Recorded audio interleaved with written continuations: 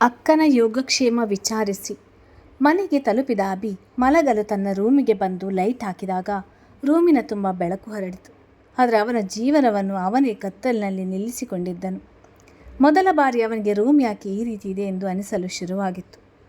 ಅವನು ಪ್ರತಿದಿನ ಕೆಲಸ ಮುಗಿಸಿ ರೂಮಿಗೆ ಬಂದ ತಕ್ಷಣ ಅವನ ಹಿಂದೆ ಬೆಕ್ಕಿನ ಮರಿಯಂತೆ ಹಿಂಬಾಲಿಸಿಕೊಂಡು ಬಂದು ಬಿಡುತ್ತಿದ್ದಳು ಶ್ರೀನಿಕಾ. ಅವನು ಕೂತರು ನಿಂತರು ಅವನ ಹಿಂದೆ ಅವಳ ಸವಾರಿ. ಅವನು ಮನೆ ಬಿಡುವವರೆಗೂ ಅವನ ಬಿಟ್ಟು ಅವಳು ಕದಲುತ್ತಿರಲಿಲ್ಲ. ಅವನು ಕೆಲಸ ಮಾಡುತ್ತಿದ್ದರೂ ಸುಮ್ಮನೆ ಮೊಬೈಲ್ ನೋಡಿದಲಾದರೂ ಅವನ ಜೊತೆ ರೂಮಿನಲ್ಲಿ ಇರುತ್ತಿದ್ದಳು. ಒಟ್ಟಿನಲ್ಲಿ ಅಭಿ ರೂಮಿನಲ್ಲಿ ಇದ್ದಷ್ಟು ಹೊತ್ತು ಅವಳು ಹೊರಗಡೆ ಹೋಗ್ತಿರಲಿಲ್ಲ. ಅವನ ಜೊತೆಯೇ ಸಮಯ ಕಳೆಯುತ್ತಿದ್ದಳು. ಆದರೆ ಇಂದು ರೂಮಿನಲ್ಲಿ ಮಾತ್ರವಲ್ಲದೆ ಪ್ರಪಂಚದಲ್ಲಿ ಅವನನ್ನು ಒಂಟಿಯಾಗಿಸಿ ಹೋಗಿದ್ದಳು.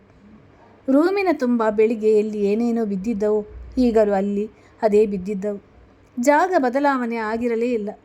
ಶ್ರೀನಿಕಾ ಎಲ್ಲವನ್ನು ನೀಟಾಗಿ ಜೋಡಿಸುತ್ತಿದ್ದಳು. ಈಗ ಎಲ್ಲವೂ ಹರಡಿದೆ ತಾನೆ. ಎಲ್ಲವನ್ನು ಜೋಡಿಸಿಟ್ಟವನು ನಿಟ್ಟೆಸಿರು ಬಿಟ್ಟು ಹಾಸಿಗೆ ಮೇಲೆ ಕೂತನು. ದಿನನಿತ್ಯ ಈ ಸಮಯದಲ್ಲಿ ಹೆಂಡತಿ ಅದೇ ಜಾಗದಲ್ಲಿ ಮಲಗಿರುತ್ತಿದ್ದಳು. ಇಲ್ಲ ಪುಸ್ತಕ ಹಿಡಿದು ಏನಾದರೂ ಬರೆಯುತ್ತಿದ್ದಳು. ಅಕಸ್ಮಾತ್ ಅವನು ಬರುವುದು ತಡವಾದರೆ ಮೊಬೈಲ್ ನೋಡುತ್ತಾ ಕೂತಿರುತ್ತಿದ್ದಳು. ಗಂಡ ಮಲಗುವವರೆಗೂ ಅವಳು ಮಲಗುತ್ತಿರಲಿಲ್ಲ. ಅವಳು ಮಲಗುತ್ತಿದ್ದ ಜಾಗವನ್ನು ಮೆಲ್ಲಗೆ ಸವರಿದನು. ಅವನು ಜಾಸ್ತಿ ಅವಳಿಗೆ ಏನನ್ನೂ ಹೇಳಿಕೊಡಲಿಲ್ಲ. ತುಂಟತನ ಮಾಡುತ್ತಲೇ ತಾನಾಗೆ ಎಲ್ಲವನ್ನು ಕಲಿತಿದ್ದಳು. ಅವನೆಂದೂ ಹೆಂಡತಿಗೆ ಜವಾಬ್ದಾರಿ ವಹಿಸಿ ಇರಲಿಲ್ಲ. ಆದರೆ ಅವಳೇ ಎಲ್ಲವನ್ನು ನಿಭಾಯಿಸುತ್ತಿದ್ದಳು. ಎಂದೂ ಹೆಂಡತಿಯಾಗಿ ಸೊಸೆಯಾಗಿ ದೂರು ತರಲಿಲ್ಲ. ಬೆಳಿಗ್ಗೆ ಎದ್ದ ಅವನಿಗೆ ಕಾಫಿ ಕೊಟ್ಟು ಬಟ್ಟೆ ರೆಡಿ ಮಾಡುವುದರಿಂದ ಹಿಡಿದು ಅವನ ಬಟ್ಟೆಗಳನ್ನು ಜೋಡಿಸುವುದು, ರೂಮ್ ಕ್ಲೀನ್ ಮಾಡುವುದು, ಅವನೆಸೆದ ವಸ್ತುಗಳನ್ನು ಎತ್ತಿಡುವುದು, ಮೊಬೈಲ್ ಚಾರ್ಜ್ ಹಾಕುವುದು, ಗಂಡನ ಗೌರವಿಸುವುದು, ಗಂಡನ ಕೆಲಸಕ್ಕೆ ನೆರವಾಗುವುದು, ಅವನ ಕೆಲಸದ ವಿಷಯದಲ್ಲಿ ತಲೆ ಹಾಕದೆ ದೂರ ಇರುವುದು ಎಲ್ಲವನ್ನೂ ಕಲಿತಿದ್ದಳು. ಈಗ ಅವಳು ಇದ್ದಿದ್ರೆ ಇಷ್ಟು ಬಾರಿ ಅಭಿಯವರೇ ರೀ ಎಂದು ಅವನ ತಲೆ ತಿನ್ನುತ್ತಿದ್ದಳು. ಈಗ ಎಲ್ಲವೂ ನಿಶಬ್ದವಾಗಿದೆ. ಅವಳ ಉಸಿರಿನ ದನಿ ಇಲ್ಲ, ತುಂಟಾಟದ ಹೆಜ್ಜೆಗಳಿಲ್ಲ, ಕಳ್ಳ ನೋಟ ಇಲ್ಲ, ತರಲೆ ಇಲ್ಲ. ಎಲ್ಲವನ್ನು ತನ್ನೊಂದಿಗೆ ತೆಗೆದುಕೊಂಡು ಬಹುದೂರ ಸಾಗಿದ್ದಳು ಶ್ರೀನಿಕಾ. ತನ್ನ ಬೆಡ್ಡಿಂದ ದೊಡ್ಡದಾಗಿ ಹಾಕಿಸಿದ ತಮ್ಮಿಬ್ಬರ ಮದುವೆಯ ಫೋಟೋವನ್ನು ನೋಡಿದವನ ಕಣ್ಣು ಕೊಳವಾಯಿತು. ಅದರಲ್ಲಿ ಶ್ರೀನಿಕಾ ನಿರ್ಭಾವುಕಳಾಗಿದ್ದರೆ ಅಭಿಯ ಮುಖದಲ್ಲಿ ಅಸಮಾಧಾನವಿತ್ತು. ಆ ದಿನಗಳಲ್ಲಿ ಬೇಡವಾಗಿದ್ದ ಸಂಬಂಧ ಇಂದು ತೀರಾ ಅವಶ್ಯಕವಾಗಿದೆ. ಜೇಬಿಗೆ ಕೈ ಹಾಕಿ ಹೆಂಡತಿ ವಾಪಸ್ ಕೊಟ್ಟು ಹೋದ ವಸ್ತುಗಳನ್ನು ಆಚೆ ತೆಗೆದ ತಾನು ಪ್ರೀತಿಯಿಂದ ಕೊಡಿಸಿದ್ದ ಎಲ್ಲವನ್ನೂ ಕೊಟ್ಟಿದ್ದಳು. ಆದರೆ ಅವನಿಗೆ ಹೆಚ್ಚು ನೋಯಿಸಿದ್ದು ಮಾಂಗಲ್ಯಕ್ಕೆ ಸೇರಿಸಿದ್ದ ಸರವನ್ನು ಬಿಚ್ಚಿ ಹಿತ್ತಳಿ ಸರ ಧರಿಸಿದ್ದು. ತಮ್ಮಿಬ್ಬರ ಬಾಂಧವ್ಯ ಇಷ್ಟು ಸಡಿಲವೇ ಎನಿಸಿತು. ಎಲ್ಲವನ್ನು ನೋಡುತ್ತಿದ್ದವನ ದೃಷ್ಟಿ ಶ್ರೀನಿಕಳ ಮೊಬೈಲ್ ಮೇಲೆ ಹರಿಯಿತು. ಮೊದಲು ಬೇಡವೆಂದುಕೊಂಡರೂ ಅದನ್ನು ತೆಗೆದುಕೊಂಡವನು ಪಾಸ್ವರ್ಡ್ ಅವಳ ಹೆಸರು ಹಾಕಿದಾಗ ತೆಗೆಯಲಿಲ್ಲ. ಸಂಖ್ಯೆಯಲ್ಲಿರುವುದನ್ನು ನೋಡಿ ತನ್ನ ಮದುವೆಯ ದಿನಾಂಕ ಹಾಕಿದಾಗ ತನ್ನಿಂದ ತಾನೇ ತೆರೆಯಿತು. ಅವಳ ವಾಲ್ಪೇಪರ್ನಲ್ಲಿದ್ದದ್ದು ಅಭಿಯ ಫೋಟೋ. ಯಾಕೆಂದು ಅವಳಿಗೆ ಗೊಂದಲವಾಯಿತು. ಕುತೂಹಲದಿಂದ ಫೋಟೋ ಗ್ಯಾಲರಿ ನೋಡುವವನಿಗೆ ಕಂಡದ್ದು ರಾಶಿ ರಾಶಿ ತನ್ನ ಮತ್ತು ಶ್ರೀನಿಕಳ ಫೋಟೋಗಳು. ಅವಳೆಂದೂ ಅವಳ ಫೋಟೋ ತೆಗೆದುಕೊಳ್ಳುತ್ತಿರಲಿಲ್ಲ. ಫೋಟೋ ಬಗ್ಗೆ ಗಮನವೂ ಹರಿಸ್ತಿರಲಿಲ್ಲ. ಆದರೆ ಅಭಿ ಕೆಲಸ ಮಾಡುವಾಗ, ಎಲ್ಲಾದರೂ ಹೊರಗೆ ಹೋದಾಗ, ಕಾರಿನಲ್ಲಿ ಹೋಗುವಾಗ, ಹೀಗೆ ಹಲವಾರು ಸಂದರ್ಭಗಳಲ್ಲಿ ಸುಮ್ಮನೆ ಅಭಿಯ ಕೆನಕಲು ಸೆಲ್ಫಿಗಳನ್ನು ಕ್ಲಿಕ್ಕಿಸ್ತಿದ್ದಳು. ಕೆಲವೊಂದರಲ್ಲಿ ಅಭಿ ಕೆಲಸ ಮಾಡುತ್ತಿದ್ದರೆ ಶ್ರೀನಿಕಾ ನಗುತ್ತಿದ್ದಳು. ಇನ್ನು ಕೆಲವುಗಳಲ್ಲಿ ಅವ ಮುಖ ಬಿಗಿದುಕೊಂಡಿದ್ದರೆ ಅವಳು ತುಂಟ ನಗು ಬೀರುತ್ತಿದ್ದಳು. ವಾಟ್ಸಪ್ ತೆಗೆದು ಅವನ ಹೆಸರು ಹುಡುಕಿದವನಿಗೆ ಕಂಡದ್ದು ಪತಿದೇವ ಎಂದು ಆಂಗ್ಲದಲ್ಲಿ ಬರೆದಿರುವ ಹೆಸರಿನ ಜೊತೆ ಒಂದು ಕೆಂಪು ಹೃದಯದ ಸಿಂಬಲ್. ಅಭಿ ಮನಸ್ಸು ತುಂಬಿ ಬಂತು.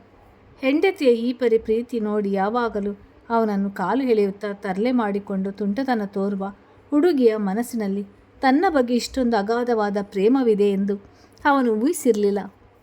ಶ್ರೀನಿಕನಿಗೆ ಮದುವೆಯ ಬಂದ ಒಂದು ಹುಡುಗಾಟಿಕೆ ಎಂದೇ ಭಾವಿಸಿದ್ದ. ಮೊದಲ ಬಾರಿಗೆ ತಾನು ಈ ಮನೆಯಲ್ಲಿ ಇರಬಾರ್ದಿತ್ತು. ಹೆಂಡತಿಯ ಕರೆದುಕೊಂಡು ಎಲ್ಲಾದರೂ ದೂರ ಹೋಗಿ ಬದುಕಬೇಕಾಗಿತ್ತು ಎನಿಸಿತು. ಸಂಬಂಧಗಳನ್ನು ಬದುಕಿನ ಜೀವಾಳ ಎಂದು ತಿಳಿದಿದ್ದ ಅವನಿಗೆ ಅದೇ ಮನೆಯವರ ಮೇಲಿನ ಅತಿ ಪ್ರೀತಿ ತನ್ನ ಮನೆಯೊಡತಿಯ ದೂರ ಮಾಡುತ್ತದೆ ಎಂದು ಈ ಊಹೆ ಕೂಡ ಮಾಡಿರಲಿಲ್ಲ. ಬಾಯಲ್ಲಿ ಎಷ್ಟೇ ಹೆಂಡತಿಗಿಂತ ಮನೆಯವರೇ ಮುಖ್ಯ ಎಂದು ಹೇಳಿದರು, ಮನಸ್ಸಲ್ಲಿ ಪರಿಪೂರ್ಣವಾಗಿ ಗಂಡನನ್ನು ಆಳುವವಳು ಅವಳೇ. ಈಗಲೇ ಹೋಗಿ ಹುಡುಕಿ ಕರೆದುಕೊಂಡು ಬರೋಣ ಎಂದು ಒಂದು ಮನಸ್ಸು ಹೇಳಿದರು ಅಷ್ಟು ಕಟುವಾಗಿ ಹೇಳಿ ಹೋಗಿದ್ದಾಳೆ ಬರುವುದಿಲ್ಲ ಎಂದು. ಕರೆದರೂ ಇಲ್ಲಿಗೆ ಬರಲಾರಳು. ಕರೆದು ತಂದರೂ ಇಲ್ಲಿ ಅವಳಿಗೆ ಮತ್ತೆ ಸಿಗುವುದು ಅವಮಾನವೇ. ಅದರ ಬದಲು ಇವರೆಲ್ಲರ ಕೋಪ ತನ್ನಗೆ ಆಗುವವರೆಗೂ ಎಲ್ಲೋ ಒಂದು ಕಡೆ ಇರಲಿ, ನಂತರ ನಾನೇ ಕರೆತರುವೆ. ಅಲ್ಲಿಯವರೆಗೂ ಅವಳನ್ನು ಹುಡುಕಿ ಬೇರೆ ಕಡೆ ಇರುವ ವ್ಯವಸ್ಥೆ ಮಾಡಬೇಕು ಎಂದುಕೊಂಡವನಿಗೆ ತಿಳಿದಿಲ್ಲ ಹೆಂಡತಿಯ ನಿಜವಾದ ಹಠ. ಒಂದಿನದ ಆಸ್ಪತ್ರೆ ವಾಸ ಮುಗಿಸಿ ಮನೆಗೆ ವಾಪಸ್ಸಾಗಿದ್ದಳು ಪ್ರಜ್ಞಾ. ಆಕಾಶ್ ಮನೆಯಲ್ಲೇ ಚೆನ್ನಾಗಿ ನೋಡಿಕೊಳ್ಳುವುದಾಗಿ ಹೇಳಿ ನರ್ಸ್ ಒಬ್ಬರನ್ನು ನೇಮಿಸಿಕೊಂಡು ಒಂದೇ ದಿನಕ್ಕೆ ತಂಗಿಯನ್ನು ಮನೆಗೆ ಕರೆತಂದಿದ್ದರು. ಮುದ್ದು ಲಕ್ಷ್ಮಿಗೆ ಅದ್ದೂರಿ ಸ್ವಾಗತವೇ ಸಿಕ್ಕಿತ್ತು. ವರ್ಮಾ ಮನೆಯಲ್ಲಿ ಈಗಾಗಲೇ ಆಕಾಶ್ನಿಗೆ ಗಂಡು ಮಗು ಇದ್ದುದರಿಂದ ಹೆಣ್ಣು ಮಗು ಹುಟ್ಟಿದ್ದು ಎಲ್ಲರ ಸಂತೋಷಕ್ಕೆ ಕಾರಣವಾಯಿತು. ಅರ್ಪಿತಾ ರಮೇಶ್ಗರಿಗಂತೂ ಮೊಮ್ಮಗಳನ್ನು ನೋಡುವುದೇ ಒಂದು ಚೆಂದ. ಅವರ ಕಾಲುಗಳು ನೆಲದ ಮೇಲೆ ನಿಲ್ಲುತ್ತಿರಲಿಲ್ಲ. ಪ್ರಜ್ಞಾಗೆ ಹೀಗಾಗಿದ್ದು ತಿಳಿದು ಸುಹಾಸ್ ಮನೆಯವರು ಅವಳನ್ನು ತಮ್ಮ ಮನೆಗೆ ಕರೆದೊಯ್ಯುವುದಾಗಿ ಹಠ ಹಿಡಿದಿದ್ದರು. ಅವರನ್ನು ಸಮಾಧಾನ ಮಾಡಿ ಇಲ್ಲಿಗೆ ಕರೆತಂದಿದ್ದರು ಅರ್ಪಿತಾ. ಪ್ರಣತಿಗೆ ಪ್ರಜ್ಞಾ ಹುಷಾರಾಗಿ ಮಗುವಿನ ಜೊತೆ ಮನೆಗೆ ಬಂದದ್ದು ಸಹಿಸಲಾರದಷ್ಟು ಕೋಪ ಉಂಟು ಮಾಡಿದರೂ ಸಂಚು ಮಾಡಿ ಅಭಿಯಿಂದ ಹೆಂಡತಿಯನ್ನು ದೂರ ಮಾಡಿದೆ ಎಂದು ಮನದಲ್ಲೇ ಸಂತೋಷಪಟ್ಟಳು. ಅವಳನ್ನು ಕಡಿಮೆ ಅಂದಾಜಿಸಿ ಎಲ್ಲರೂ ತಪ್ಪು ಮಾಡಿದ್ದರು, ಅಥವಾ ಅವರಿಗೆ ಅವಳ ಗುಣವೇ ತಿಳಿಯಲಿಲ್ಲವೇನೋ ಕಾಣೆ. ಸಂಚಿನ ಒಲಸಂಚು ಮಾಡುತ್ತಿದ್ದಳು ಪ್ರಣತಿ. ಅವಳಿಗೆ ಮೊದಲೇ ತಿಳಿದಿತ್ತು ಶ್ರೀನಿಕಾ ಮತ್ತೆ ಬಂದರೂ ನೇರವಾಗಿ ಪ್ರಜ್ಞಳನ್ನೇ ಗುರಿ ಮಾಡ್ತಾಳೆ ಎಂದು. ಹೊಟ್ಟಿನಲ್ಲಿ ಅವಳಂದುಕೊಂಡಂತೆ ವರ್ಮಾ ಮನೆ ಖಾಲಿ ಮಾಡುವಷ್ಟರಲ್ಲಿ ಮನೆಯವರ ನೆಮ್ಮದಿ ಹಾಳು ಮಾಡುವಂತೆ ಉಪಾಯ ಮಾಡಿದ್ದಳು. ಹಿಂಚರ ಅಳುವುದರ ಜೊತೆ ಇನ್ನೊಂದು ರೀತಿ ಆಟ. ಆಸ್ಪತ್ರೆಯಿಂದ ಮನೆಗೆ ಬಂದಾಗಲಿಂದ ರೂಮಿನಿಂದ ಹೊರಗಡೆ ಬಂದಿರಲಿಲ್ಲ. ಮೊಂಡು ಹಠ ಮಾಡಿ ಕುಳಿತಿದ್ದಳು. ಅವರಿಗೂ ತಮಗೂ ಸಂಬಂಧ ಇಲ್ಲವೆಂಬಂತೆ ಮುಖ ತಿರುಗಿಸಿಕೊಂಡು ಓಡಾಡುತ್ತಿದ್ದಳು. ಸಾತ್ವಿಕ್ ಹಲವು ಬಾರಿ ಹೆಂಡತಿಗೆ ಬುದ್ಧಿ ಹೇಳಿದರು ತನ್ನ ಹಠ ಬಿಟ್ಟು ಬರಲಿಲ್ಲ. ಕೊನೆಗೆ ಗದರಿದಂತೆ ಹೇಳಿದಾಗಲೂ ಶ್ರೇಣಿಕಳಂತೆ ತಾನು ಮನೆ ಬಿಟ್ಟು ಹೋಗುವುದಾಗಿ ಧಮಕಿ ಹಾಕಿದಳು. ಆಕಾಶ್ನಿಗೆ ಅಂಜನ ನಿಧಾನವಾಗಿ ಶ್ರೇಣಿಕಾ ವಿಚಾರವಾಗಿ ನಡೆದ ವಿಷಯವನ್ನು ಹೇಳಿದ್ದಳು. ಆಕಾಶ್ನಿಗೂ ಶ್ರೇಣಿಕಾ ಮೇಲೆ ಕೋಪ ಬಂದರೂ ಮನೆ ಬಿಟ್ಟು ಕಳಿಸಬಾರ್ದಿತ್ತು ಎನಿಸಿತು. ಆದರೆ ಕಾಲ ಮಿಂಚಿ ಹೋಗಿತ್ತು. ಅಭಿಮನ್ಯು, ನಿರುಪಮ, ವೇದ ಬೇರೆ ಬೇರೆ ಮಾರ್ಗದಲ್ಲಿ ಹುಡುಕಿದರೂ ಶ್ರೇಣಿಕಾ ಸುಳಿವು ಸಿಗಲಿಲ್ಲ. ಅವರಿಗೆ ಪರಿಚಯವಿದ್ದವರ ಬಳಿ ಕೇಳಿದರೂ ಗೊತ್ತಿಲ್ಲ ಎಂದೇ ಹೇಳುತ್ತಿದ್ದರು. ಸೊಸೆ ಎಲ್ಲಿ ಹೋದಳು ಎಂದು ನಿರುಪಮರಂತೂ ತೀರ ಕೊರಗುತ್ತಿದ್ದರು. ಅಭಿಯು ಕಂಗಾಲಾಗಿ ಹೋಗಿದ್ದ ಹೆಂಡತಿಯ ನೋಡದೆ ಈಗ ಅವನಿಗೆ ಅನಿಸುತ್ತಿತ್ತು ಹೆಂಡತಿಯ ಮೇಲೆ ರೇಗದೆ ಸಮಾಧಾನವಾಗಿ ಅವಳನ್ನು ಮನೆಯವರಿಂದ ದೂರ ಇಡಬೇಕಾಗಿತ್ತು, ಅವಳನ್ನು ಹೋಗಲು ಬಿಡಬಾರದಿತ್ತು ಎಂದು. ಕೋಪದ ಕೈಗೆ ಬುದ್ಧಿ ಕೊಟ್ಟು ತನ್ನ ತಲೆ ಮೇಲೆ ತಾನೇ ಕಲ್ಲು ಹಾಕಿಕೊಂಡಿದ್ದ ಅಭಿಮನ್ಯು. ಖುಷಿ, ದುಃಖ, ನೋವು, ನಲಿವಿನ ಒಳಗೆ 2 ದಿನ ಕಳೆದು ಹೋಗಿತ್ತು. ಅದರೊಳಗೆ ಕೊರಗಿ ತೀರ ಬಸವಳಿದು ಹೋಗಿದ್ದರು ನಿರುಪಮ. ಅಭಿ ಕಂಪನಿಗೆ ಹೋದರೆ ಬರ್ತಿದ್ದ. ಯಾವಾಗಲೂ ಉಳಿದಂತೆ ಸಂತೋಷವಾಗಿದ್ದುದು ಅರ್ಪಿತಾ ಮತ್ತು ಸುಹಾಸ್ ಕುಟುಂಬ ಮಾತ್ರ. ಉಳಿದವರೆಲ್ಲರಿಗೂ ಒಂದು ರೀತಿಯ ಆತಂಕವೇ. ಅಂದು ಭಾನುವಾರ ಬೆಳಗಿನ ಸಮಯ 9 ಗಂಟೆ ಆಗಿತ್ತು. ವರ್ಮಾ ಮನೆಯವರು ಮನೆಯಲ್ಲೇ ಉಳಿದಿದ್ದರು. ಓಡಿ ಬಂದ ವಾಚ್ಮ್ಯಾನ್, ಸರ್, ಶ್ರೇಣಿಕಾ ಮೇಡಮ್ ಬಂದಿದ್ದಾರೆ ಎಂದನು. ಅವಳ ಹೆಸರು ಕೇಳಿದ ತಕ್ಷಣ ಅಮ್ಮ ಮಗನಿಗೆ ಜೀವ ಬಂದಂತಾಗಿತ್ತು. ಎಲ್ಲಿದ್ದಾಳೆ ಎಂದರು. ಅಶೋಕ್ 2 ದಿನದಿಂದ ಮಡದಿಯ ಮುನಿಸು ನೋಡಿ ಅವರಿಗೂ ಬೇಸರವಾಗಿತ್ತು. ಹೊರಗಡೆ ಇದ್ದಾರೆ, ಒಳಗಡೆ ಬನ್ನಿ ಎಂದರೆ ಬರುತ್ತಿಲ್ಲ. ನಿರುಪಮ ಮೇಡಮ್ನ ಕರೆಯುತ್ತಿದ್ದಾರೆ ಎಂದನು ವಿಧೇಯನಂತೆ. ಅವನ ಮಾತಿಗೆ ಮುಖ ನೋಡಿಕೊಂಡವರು ಗೊಂದಲಗೊಂಡರು. ಮತ್ತೆ ಬರುವುದಿಲ್ಲ ಎಂದು ಹೋದ ಶ್ರೇಣಿಕಾ ಯಾಕಾಗಿ ಬಂದಳೆಂದುಕೊಂಡರೆ ಸದ್ಯ ಬಂದಳಲ್ಲ ಎಂದು ಸಮಾಧಾನ ಆಗಿತ್ತು. ಸೊಸೆ ಬಂದಿದ್ದಾಳೆ ಎಂದು ಕೇಳಿದ ತಕ್ಷಣ ಒಂದು ಕ್ಷಣವೂ ನಿಲ್ಲದೆ ಓಡಿಬಿಟ್ಟರು ನಿರುಪಮ. ಅವರೀಗ ಸೊಸೆಯ ನೋಡಬೇಕಾಗಿತ್ತು. ಅವಳಿಂದೆ ಇಂಚರ, ಅಭಿಮನ್ಯು ಎಲ್ಲರೂ ನಡೆದರು. ಪ್ರಜ್ಞಾ ರೂಮಿನಾಚೆ ಬಂದಳು. ಹಸಿ ಬಾನಂತಿ ಹೊರಗಡೆ ಬರುವಂತಿರಲಿಲ್ಲ. ಮನೆ ಬಿಟ್ಟು ಹೋಗುವಾಗ ಹಾಕಿದ ಬಟ್ಟೆಯಲ್ಲೇ ಕಾಂಪೌಂಡ್ನ ಒಂದು ಕಡೆ ಕೈಕಟ್ಟಿ ಸುಮ್ಮನೆ ಎತ್ತಲು ನೋಡುತ್ತಾ ನಿಂತಿದ್ದಳು. ಮುಖದಲ್ಲಿ ಯಾವ ಕಲೆಯೂ ಇರಲಿಲ್ಲ. ಪ್ರಬುದ್ಧವಾಗಿ ಕಾಣುತ್ತಿದ್ದಳು. ಓಡಿ ಬಂದ ಸೊಸೆಯನ್ನು ತಬ್ಬಿ ಮುತ್ತಿಕ್ಕಿದ ನಿರುಪಮ, ಶ್ರೇಣಿಕಾ, ಎಲ್ಲೂ ಹೋಗಿದ್ದೆ ಮಗಳೇ ನೀನು? ನಾನಿನ್ನ ಎಷ್ಟು ಹುಡುಕಿದೆ ಗೊತ್ತಾ? ನಿಂಗೇನಾಯಿತು ಅಂತ ಭಯ ಆಗ್ತಿತ್ತು ನನಗೆ. ಹೇಗಿದ್ಯಾ ಎಂದರು ಅವಳ ಮೊಗ ಸವರುತ್ತಾ. ಅತ್ತೆಯ ಪ್ರೀತಿಗೆ ಕಣ್ಣು ತುಂಬಿಕೊಂಡು, ನನಗೇನಾಗುತ್ತೆ ಅತ್ತೆ, ನಾನು ಬಿಂದಾಸಾಗಿ ಇದ್ದೀನಿ. ನೀವೇ ನನ್ನ ಬಗ್ಗೆ ಯೋಚನೆ ಮಾಡಿ ಸಣ್ಣ ಆಗಿದ್ದೀರಾ. ನಿಮ್ಮ ಆರೋಗ್ಯದ ಕಡೆ ಗಮನ ಕೊಡಬೇಕು ತಾನೆ. ನಾನು ಚಿಂತೆ ಬಿಡಿ, ನಾನು ಚೆನ್ನಾಗಿದ್ದೇನೆ ಎಂದಳು ನಗುತ್ತಲೇ. ಅತ್ತೆ ಸೊಸೆಯ ಬಾಂಧವ್ಯ ನೋಡಿ ಮನೆಯವರ ಮನಸ್ಸು ದ್ರವಿಸಿತು. ನಿರುಪಮ, ಅದೇನೋ ಹೊರಗಡೆ ನಿಂತ್ಕೊಂಡು ಮಾತನಾಡೋದು. ನಿನ್ನ ಸೊಸೆನ ಒಳಗಡೆ ಕರ್ಕೊಂಡು ಬಾ. ನಿಧಾನವಾಗಿ ಮಾತನಾಡುವೀರಂತೆ. ಇನ್ನೂ ತಿಂಡಿ ಆಗಿಲ್ಲ, ತಿಂಡಿ ಮಾಡಲಿ ಎಂದರು ರಮೇಶ್ ಕಾಳಜಿಯಿಂದ ಹೋಗಿದ್ದ ಸೊಸೆ ಮನೆ ಸೇರಲಿ ಎಂದು. ಬಾ ಒಳಗಡೆ ಎಂದು ಕೈ ಹಿಡಿದು ಹೇಳಿದರು ನಿರುಪಮ. ಇಲ್ಲ ಅತ್ತೆ, ನಾನು ಮನೆಗಿರಲು ಬರಲಿಲ್ಲ. ಇಲ್ಲಿ ನನ್ನದು ಕೆಲವೊಂದು ವಸ್ತುಗಳಿವೆ, ಅದನ್ನೆಲ್ಲ ತೆಗೆದುಕೊಂಡು ಹೋಗಲು ಬಂದಿದ್ದು. ನೀವು ಅವಕಾಶ ಕೊಟ್ಟರೆ ತೆಗೆದುಕೊಂಡು ಹೋಗುವೆ ಎಂದಳು ನಿರ್ಭಾವುಕಳಾಗಿ. ಶ್ರೀನಿಕಾ, ಏನು ಮಾತು ಅಂತ ಆಡ್ತಿದ್ಯಾ? ಇದು ನಿಂದೆ ಮನೆ, ಕುಟುಂಬ ಅಂದಾಗ ಒಂದು ಮಾತು ಬರುತ್ತೆ, ಒಂದು ಮಾತು ಹೋಗುತ್ತೆ. ಅಷ್ಟಕ್ಕೆ ಮನೆ ಬಿಟ್ಟು ಹೋಗುವುದು ಶೋಭೆಯಲ್ಲ. ನಿನ್ನೆ ಪ್ರಜ್ಞಾಗೆ ಆಗಾಯಿತು ಅಂತ ಕೋಪದಲ್ಲಿ ಒಂದು ಮಾತು ಅಂದಿದ್ದಾರೆ. ಸುಮ್ಮನೆ ಒಳಗಡೆ ನಡಿ ಎಂದರು ರಮೇಶ್. ಅವಳನ್ನು ಹೊರಕಳಿಸುವ ಯೋಚನೆ ಅವರಿಗೇನೂ ಇರಲಿಲ್ಲ. ಅವರ ಕಡೆ ವ್ಯಂಗ್ಯ ತುಂಬಿದ ನೋಟ ಹರಿಸಿದವಳು. ಯಾಕೆ ಸರ್, ನಿಮ್ಮ ಮಗಳು ಹುಷಾರಾಗಿದ್ದಾಳ? ನಿಮ್ಮ ಮಾತು ನೋಡಿದ್ರೆ ಹಾಗೆ ಅನಿಸ್ತಿದೆ. ಅವರು ಕ್ಷೇಮವಾಗಿದ್ದರೆ ನನಗೂ ಸಂತೋಷವೇ. ಆದರೆ ನಾನು ಈಗ ಹಳೆ ಶ್ರೇಣಿಕಲ್ಲ. ನೀವು ಹೇಳಿದ ತಕ್ಷಣ ತಲೆಬಾಗಿ ಒಳಗಡೆ ಬರಲು. ಇದೇ ಮಾತು ನಿನ್ನೆ ನಾನು ಹೋಗುವಾಗ ಹೇಳಬೇಕಾಗಿತ್ತು ಎಂದಳು ಖಾರವಾಗಿ. ಅವಳಿಗೆ ಪ್ರತಿಯೊಬ್ಬರ ಬಗ್ಗೆಯೂ ಅಸಮಾಧಾನ ಇತ್ತು. ನೀನೀಗ ಕೆಣಕಿ ಜಗಳ ತೆಗೆಯಲು ಬಂದಿದ್ದರೆ ದಯವಿಟ್ಟು ಹೊರಟು ಹೋಗು ಶ್ರೀನಿಕಾ. ಪದೇ ಪದೇ ನಿನ್ನ ಜೊತೆ ವಾದ ಮಾಡಲು ನಮಗೆ ಸಮಯ ಇಲ್ಲ. ಮನೆಗೆ ನನ್ನ ಮೊಮ್ಮಗಳು ಖುಷಿ ತಂದಿದ್ದಾಳೆ. ನೀನು ಮತ್ತೆ ನೋವು ತರಿಸ್ಬೇಡ. ಮನೆಯಲ್ಲಿ ಪ್ರಜ್ಞಾ ಗಂಡನ ಮನೆಯವರು ಬಂದಿದ್ದಾರೆ. ಗಲಾಟೆ ಮಾಡಬೇಡ ಎಂದರ ಅರ್ಪಿತ ನಿಷ್ಠುರವಾಗಿ. ಮಗಳ ನೋವಿಗೆ ಕಾರಣವಾದವಳು ಎಂದು ಇನ್ನೂ ಕೋಪವಿತ್ತು. ನಾನೇನು ಗಲಾಟೆ ಮಾಡಲು ಬಂದಿಲ್ಲ. ನನ್ನ ವಸ್ತುಗಳನ್ನು ನಾನು ತೆಗೆದುಕೊಂಡು ಹೋಗಲು ಬಂದಿದ್ದೇನೆ ಅಷ್ಟೇ. ನಿಮ್ಮನ್ನೇನು ಇಲ್ಲಿ ಬನ್ನಿ ಎಂದು ನಾನು ಕರೆಯಲಿಲ್ವಲ್ಲ. ನಾನು ಕರೆದದ್ದು ನನ್ನ ಅತ್ತೆಯನ್ನು. ನೀವೇನು ನನ್ನ ಅತ್ತೆ ಅಲ್ವಲ್ಲ. ನೀವ್ಯಾಕೆ ಬಂದ್ರಿ? ಒಳಗಡೆ ನಿಮ್ಮ ಬೀಗರ ಉಪಚರಿಸಿಕೊಂಡು ಇರಬೇಕಾಗಿತ್ತು ಎಂದಳು ಅವರಂತೆಯೇ ತಿರುಗಿಸಿ ಸರಿಯಾದ ಬಾಣ ಬೀಸಿದ್ದಳು. ಇಲ್ಲಿ ಅವರ ಸೊಸೆ ಇವರ ಸೊಸೆ ಎಂದು ಇಲ್ಲ. ಎಲ್ಲರೂ ಎಲ್ಲರಿಗೂ ಮಕ್ಕಳೇ. ಶ್ರೀನಿಕಾ, ನೀನು ಈ ರೀತಿ ಮಾತನಾಡುವುದು ತರವಲ್ಲ. ಅವರೇನು ನಿನ್ನನ್ನು ಬೈದ್ರ? ಬುದ್ಧಿ ಮಾತು ಹೇಳಿದ್ದಕ್ಕೆ ಯಾಕೆ ಹಾಗೆ ಮಾತನಾಡುತ್ತಿರುವೆ?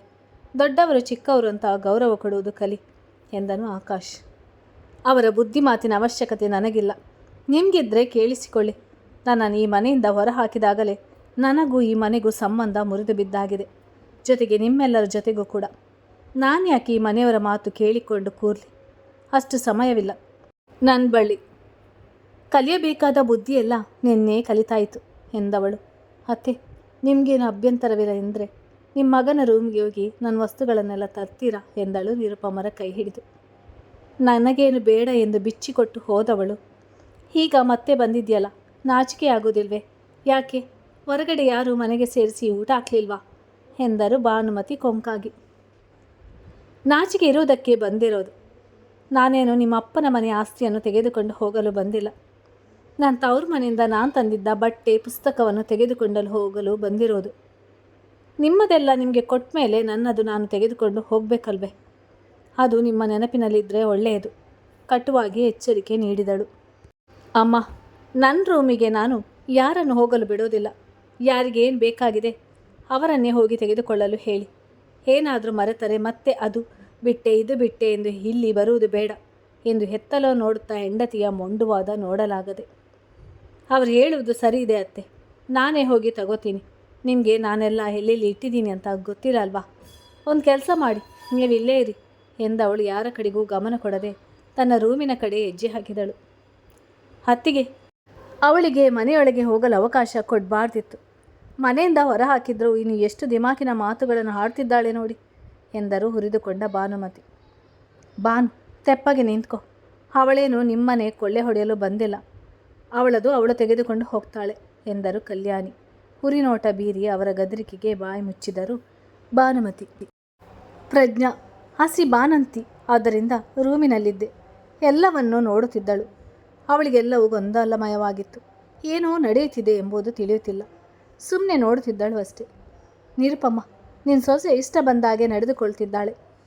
ಅವಳಿಗೆ ಬುದ್ಧಿ ಹೇಳಿ ಮನೆಯಲ್ಲಿರಿಸಿಕೊಳ್ಳುವುದನ್ನು ಬಿಟ್ಟು ಅವಳ ತಾಳಕ್ಕೆ ತಕ್ಕಂತೆ ನೀನು ಕುಣಿಯುತ್ತಿದ್ದೀಯಲ್ಲ ಎಂದರು ಸುಮಿತ್ರಾದೇವಿ ಭಾನುಮತಿಯಿಂದ. ಅವರಿಗೂ ವಿಷಯ ತಿಳಿದಿತ್ತು. ನಾನೆಲ್ಲಿ ಕುಣಿದೆ ಅತ್ತೆ? ಅವಳಿಷ್ಟದಂತೆ ಕುಣಿದಿದ್ದರೆ ನಿನ್ನೆ ಅವಳನ್ನು ಹೋಗಲು ಬಿಡ್ತಾನೇ ಇರಲಿಲ್ಲ. ಅವಳಿಗೂ ಸ್ವಾಭಿಮಾನ ಇದೆ. ಅವಳನ್ನು ಯಾರು ಹೊರ ಕಳಿಸಿದರು? ಅವರೇ ಕರೆಯಲಿ, ನಾನು ಯಾಕೆ ಕರೆಯಬೇಕು ಎಂದರು. ಮಗನೆಡೆ ತೀಕ್ಷ್ಣವಾಗಿ ನೋಡಿ ಅವರ ಮಾತಿಗೆ ತಲೆ ತಗ್ಗಿಸಿದ ಅಭಿ. ತನ್ನ ರೂಮಿಗೆ ಬಂದ ಶ್ರೇಣಿಕಳಿಗೆ ಅಷ್ಟೊತ್ತು ಬಿಗಿ ಹಿಡಿದ ಉಸಿರು ಆಚೆ ಬಂದು ಹಗುರವಾದ ಭಾವ. ಎಷ್ಟೇ ದೊಡ್ಡ ಅರಮನೆಯಲ್ಲಿದ್ದರೂ ತನ್ನ ಸ್ವಂತ ಗೂಡು ಕೊಡುವಷ್ಟು ನೆಮ್ಮದಿ ಯಾವುದೂ ಕೊಡುವುದಿಲ್ಲ ಎಂದು ಅವಳಿಗೆ ಮನವರಿಕೆಯಾಗಿತ್ತು. ತನ್ನ ರೂಮಿಗೆ ಬಂದಾಗ ಒಂಥರ ಸಮಾಧಾನ. ಸ್ವಲ್ಪ ಹೊತ್ತು ರೂಮನ್ನು ಅವಲೋಕಿಸಿದವಳು. ಹಾಸಿಗೆ ಹಿಂದೆ ಇದ್ದ ತಮ್ಮ ಮದುವೆ ಫೋಟೋ ನೋಡಿದಳು. ಮನದುಂಬಿ ಬಂದಿತ್ತು. ಆ ಜಾಗ ಖಾಲಿದೆ ಎಂದು ಅವಳೇ ಒಮ್ಮೆ ಹೋಗಿ ದೊಡ್ಡ ಫ್ರೇಮ್ ಮಾಡಿಸಿ ತಂದು ಹಾಕಿದಳು. ಇಂದು ಅದೇ ಫೋಟೋ ತನ್ನನ್ನು ನೋಡಿ ಅಣಕಿಸಿ ನಕ್ಕಂತೆ ಭಾಸವಾಗಿತ್ತು. ಅಭಿ ಹೊಸ ಬಟ್ಟೆ ಕೊಡಿಸಿದ್ದರು. ತನ್ನ ಹಳೆ ಬಟ್ಟೆಯನ್ನು ಒಂದು ಸೂಟ್ಕೇಸ್ಗೆ ಹಾಕಿ ಎತ್ತಿಟ್ಟಿದ್ದಳು. ಇಂದು ಅದೇ ಅವಳ ಮರ್ಯಾದೆ ಜೊತೆ ಸ್ವಾಭಿಮಾನ ಉಳಿಸಲು ಉಪಯೋಗಕ್ಕೆ ಬಂದಿತ್ತು. ಸೂಟ್ಕೇಸ್ ಸಮೇತ ತೆಗೆದುಕೊಂಡವಳು ತಾನು ಮುಂಚೆಯೇ ತಂದಿದ್ದ 2 ಬ್ಯಾಗ್ನಲ್ಲಿ ತನ್ನದು ಎಂದು ತವರು ಮನೆಯಿಂದ ತಂದಿದ್ದ ಪುಸ್ತಕಗಳು, ಅವಳ ಡಾಕ್ಯುಮೆಂಟ್ಸ್ ಎಲ್ಲವನ್ನು ತುಂಬಿದಳು. ತನ್ನ ಸ್ವಂತದ ಹೊರತಾಗಿ ಒಂದು ರಬ್ಬರ್ ಬ್ಯಾಂಡ್ ಕೂಡ ಅವಳು ತೆಗೆದುಕೊಂಡು ಹೋಗಲಿಲ್ಲ. ಎಲ್ಲವನ್ನು ಅಲ್ಲೇ ಬಿಟ್ಟಳು. ಎಲ್ಲವನ್ನು ಜೋಡಿಸಿಕೊಂಡು ಅದರ ಜೊತೆಗೆ ತನ್ನ ಮದುವೆಯ 2 ಆಲ್ಬಮ್ ಕೂಡ ತೆಗೆದುಕೊಂಡಳು. ತನ್ನ ಗಂಡನಿಗೆ ತನ್ನ ಗುರುತು ಸಿಗಬಾರ್ದೆನ್ನುವ ಅಭಿಲಾಷೆಯೋ ಏನೋ ಅವಳದು ಎಂದು ಹೇಳಲು ಅವಳಿಗೆ ಸೇರಿದ ಏನನ್ನೂ ಬಿಡಲಿಲ್ಲ. ಶ್ರೇಣಿಕಾ, ನಾನು ನಿನ್ನ ಜೊತೆ ಮಾತನಾಡಬೇಕು ಎಂದನು. ಅಭಿಮನ್ಯು ಅವನು ಅವಳ ಹಿಂದೆಯೇ ಬಂದಿದ್ದನು. ಅವಳಿಗೂ ಕೊನೆಯ ಬಾರಿ ಗಂಡನ ದನಿ ಕೇಳುವ ಆಸೆಯಾಗಿತ್ತು. ಗಂಟಲುಬ್ಬಿ ಬರುತ್ತಿದ್ದ ದುಃಖವನ್ನು ತಡೆಯುತ್ತಾ ತಲೆ ಹಾಡಿಸಿದಳು. ನಾನು ನಿಂಗೆ ಹಾಗೆ ಎಲ್ಲರ ಮುಂದೆ ಬೈದು ಹೊಡೆಯಬಾರದಿತ್ತು. ಅದು ತಪ್ಪು ಕೂಡ. ನೀನು ಬೇಕಾದರೆ ಅದರ ಬದಲಾಗಿ ನನಗೂ ಹೊಡೆದು ಬಿಡು. ಆದರೆ ದುಡುಕಬೇಡ. ನಾನು ನಿನ್ನನ್ನು ಶಾಶ್ವತವಾಗಿ ನನ್ನಿಂದ ದೂರ ಕಳಿಸುವ ಯೋಚನೆ ಮಾಡಲಿಲ್ಲ ಕಣೆ. ಮನೆಯವರ ಕೋಪ ತನ್ನಗೆ ಆಗೋವರೆಗೂ ಸ್ವಲ್ಪ ದಿನ ದೂರ ಇರಲಿ ಎಂದು ನಿನ್ನನ್ನು ಕಳಿಸಿದ್ದು. ನನಗೆ ನಿನ್ನ ಮೇಲೆ ಅನುಮಾನವಿಲ್ಲ. ಬೇರೆ ಯಾರೇ ಹೇಳಿದರೂ ನಂಬ್ತಿರಲಿಲ್ಲ. ಆದರೆ ಸನ್ನಿಧಿ ಹೇಳಿದಾಗ ನಂಬದೇ ಇರಲು ಕಾರಣವಿರಲಿಲ್ಲ. ನನ್ನ ಜಾಗದಲ್ಲಿ ನೀನಿದ್ರೆ ಏನು ಮಾಡ್ತಿದ್ದೆ ಹೇಳು? ನಾನು ಮಾಡಿದ್ದು ತಪ್ಪ ಎಂದನು. ಹೆಂಡತಿಯ ಕಳೆದುಕೊಳ್ಳುವ ಭಯ ಕಾಡುತ್ತಿತ್ತು. ಅವಳ ಕಣ್ಣುಗಳನ್ನು ದಿಟ್ಟಿಸಿದವಳಿಗೆ ಕಂಡದ್ದು ಅಗಾಧವಾದ ಪ್ರೇಮ. ನನಗದು ಅರ್ಥವಾಗ್ತದೆ. ಸಂಬಂಧಗಳ ನಡುವೆ ಸಿಕ್ಕಿಕೊಳ್ಳೋದು ತುಂಬ ಕಷ್ಟವಾದ ಕೆಲಸ. ನಾವು ಸಿಕ್ಕಿದ್ದೇವೆ ಕೂಡ. ಆದರೆ ಅಕಸ್ಮಾತ್ ನನ್ನಂತೆ ನೀವು ಎಲ್ಲರೆದುರು ತಪ್ಪಿಸ್ತರಾಗಿ ನಿಂತಿದ್ದರೆ ಖಂಡಿತ ನಾನು ನಿಮ್ಮ ಪರವಾಗಿಯೇ ಮಾತನಾಡ್ತಿದ್ದೆ, ಅಥವಾ ನಿಮ್ಮ ಮಾತುಗಳನ್ನು ಸಂಪೂರ್ಣ ಕೇಳಿ ಆದಮೇಲೆ ನಿರ್ಧಾರ ಮಾಡ್ತಿದ್ದೆ. ನಿಮ್ಮ ಮಾತನ್ನು ಕಡೆಗಣಿಸಿ ಮೂರನೆಯವರ ಮಾತನ್ನು ಕೇಳ್ತಿರ್ಲಿಲ್ಲ ಎಂದಳು ದೃಢವಾಗಿ ಕಣ್ಣು ತುಂಬಿಕೊಂಡು. ಹೀಗೇನು ನನ್ನಿಂದ ತಪ್ಪಾಗಿದೆ, ಅದಕ್ಕೆ ಶಿಕ್ಷೆಯಾಗಿ ನನ್ನನ್ನು ಬಿಟ್ಟು ಶಾಶ್ವತವಾಗಿ ದೂರ ಹೋಗುತ್ತಿರುವೆಯಾ? ನಾನು ಒಂದು ಕ್ಷಣ ಮಾತನಾಡಿದ ಮಾತು ನಿನಗೆ ಇಷ್ಟೊಂದು ಘಾಸಿ ಮಾಡಿದೆಯಾ? ಹಾಗಿದ್ರೆ ನಾನು ನಿನಗಾಗಿ ತೋರಿಸಿದ ಕಾಳಜಿ, ಪ್ರೀತಿ ನನ್ನ ಒಂದು ಹೇಟಿನಿಂದ ಅಳಿಸಿ ಹೋಯ್ತಾ? ಅಷ್ಟೊಂದು ಸಡಿಲವ ನಮ್ಮ ಸಂಬಂಧ? ನೀನು ಆಸ್ಪತ್ರೆಯಲ್ಲಿ ತಾಳಿ ಬಿಚ್ಚುವಷ್ಟು ಎಂದನು ದನಿ ತಗ್ಗಿಸಿ. ಆ ಕ್ಷಣ ನೆನೆದು ಗಂಟಲುಬ್ಬಿ ಬಂತು. ಅವಳಿಗೆ ನೋವಾಯಿತು. ಬಹುಶಃ ಇದಕ್ಕೆ ನನ್ನ ಬಳಿ ಉತ್ತರವಿಲ್ಲ. ಯೋಚಿಸ್ತಾ ಹೋದಷ್ಟು ಎಲ್ಲವೂ ಕಠಿಣವಾಗ್ತದೆ. ನೀವು ನನ್ನ ಪರವಾಗಿ ನಿಂತಿದ್ದರೂ ಯಾರಾದರೂ ಒಬ್ಬರು ಮನೆ ತೊರೆಯಲೇಬೇಕಾಗಿತ್ತು. ಅದು ನಾನಾಗಿರುವೆ ಅಷ್ಟೇ. ಅಂದು ನೀವು ನನ್ನ ಪರ ವಹಿಸಿ ನಿಮ್ಮ ದೊಡ್ಡಮ್ಮನ ಕುಟುಂಬ ಮನೆ ತೊರೆದಿದ್ದರೆ ಹೆಂಡತಿಗಾಗಿ ಮನೆಯವರನ್ನು ಹೊರಹಾಕಿದ ಗಂಡ ಅಂತ ನಿಮ್ಮ ಮೇಲೆ ಅಪವಾದ ಬರ್ತಿತ್ತು. ಅದಕ್ಕಿಂತ ಸಾಕಿ ಸಲುಹಿದ ಮನೆಯವರಿಗೋಸ್ಕರ ತಪ್ಪು ಮಾಡಿದ, ನಿನ್ನೆ ಮೊನ್ನೆ ಬಂದ ಹೆಂಡತಿಯ ತ್ಯಜಿಸಿದ ಮಗ ಎನ್ನುವ ಹೊಗಳಿಕೆ ಸಿಗೋದು ಒಳ್ಳೆಯದಲ್ವಾ ಎಂದಳು ವಿಷಾದದಿಂದ. ಅವಳ ಮಾತಿಗೆ ಉತ್ತರವಿಲ್ಲ ಅವನ ಬಳಿ. ಸರಿ, ನಾನು ತೆಗೆದುಕೊಟ್ಟ ಬಟ್ಟೆ ಒಡವೆ ಎಲ್ಲ ತ್ಯಜಿಸಿರುವೆ. ಅಲ್ಲಿಗೆ ನಾನು ಬೇಡ ಎನ್ನುವ ಅರ್ಥವೇ? ಇನ್ನೆಂದು ನಿನ್ನ ಬದುಕಿನಲ್ಲಿ ನನಗೆ ಜಾಗವಿಲ್ಲ ಅನ್ನುವ ಸೂಚನೆಯೇ ಎಂದನು. ನಿರ್ಭಾವುಕಳಾದಳು. ಗೊತ್ತಿಲ್ಲ, ಬದುಕು ಬಂದಂತೆ ಸಾಗುವೆ. ಅಕ್ಕನ ಚಿಂತೆಯಲ್ಲಿ ತುಂಬ ಸೊರಗಿದ್ದೀರಾ. ಈಗ ಅವರು ಸರಿ ಹೋದ್ರಲ್ಲ, ಊಟ ತಿಂಡಿ ಸರಿಯಾಗಿ ಮಾಡಿ. ನಮ್ಮ ಜೀವನ ನಮ್ಮ ಕೈಯಲ್ಲೇ ಇರೋದು. ಯಾರೋ ಬಂದು ನಮ್ಮನ್ನು ಕೈ ಹಿಡಿದು ನಡೆಸೋದಿಲ್ಲ. ನಾವೇ ನಡೆಯೋದು ಕಲಿಯಬೇಕು. ಆರೋಗ್ಯದ ಕಡೆಗೆ ಗಮನ ಕೊಡಿ. ಬರೀ ಕೆಲಸ ಮಾಡ್ತಾ ಕೂರಬೇಡಿ. ನನಗೆ ಸಮಯವಾಯಿತು, ನಾನಿನ್ನು ಹೊರಡ್ತೇನೆ ಎಂದವಳು ಹೊರಗೆ ಬಂದಳು. ಅವಳನ್ನೇ ಕಾಯ್ತಾ ಹೊರಗಡೆ ಕುಳಿತಿದ್ದವರ ಕಡೆ ನೋಡಿ ಒಂದು ಕಡೆ ಸುಮ್ಮನೆ ನಿಂತಿದ್ದ ವರುಣ್ಗೆ, ವರುಣ್ ಅವರೇ, ನಿಮಗೇನು ತೊಂದರೆ ಇಲ್ಲ ಅಂದರೆ ಸ್ವಲ್ಪ ನನ್ನ ಬ್ಯಾಗ್ನೆಲ್ಲ ಹೊರಗಡೆ ಇಟ್ಟು ಕೊಡ್ತೀರಾ? ನನ್ನ ಫ್ರೆಂಡ್ ಕಾರಿಗೆ ಬರೋಕ್ಕೆ ಹೇಳಿದ್ದೀನಿ. ಅವ್ರು ಬರೋಕ್ಕೆ ತಡ ಆಗ್ಬೋದು. ನನಗೆ ಇದನ್ನೆಲ್ಲ ಎತ್ತೋಕ್ಕೆ ಆಗ್ತಿಲ್ಲ. ಸ್ವಲ್ಪ ಸಹಾಯ ಮಾಡಿ ಎಂದಳು ದಯಾನೀಯವಾಗಿ. ಗಂಡನಿಗೆ ಹೇಳದೆ. ಅವರ ಗಲಾಟೆಯಾದ ದಿನ ವರುಣ್ ಇರದಿದ್ದುದರಿಂದ ಅವನಿಗೇನೂ ತಿಳಿದಿರಲಿಲ್ಲ. ನಂತರ ಇಶಾನ್ ಹೇಳಿದಾಗಲೂ ಅವನು ಇನ್ನೊಬ್ಬರ ವಿಚಾರಕ್ಕೆ ತಲೆ ಹಾಕದೆ ಸುಮ್ಮನಿದ್ದನು.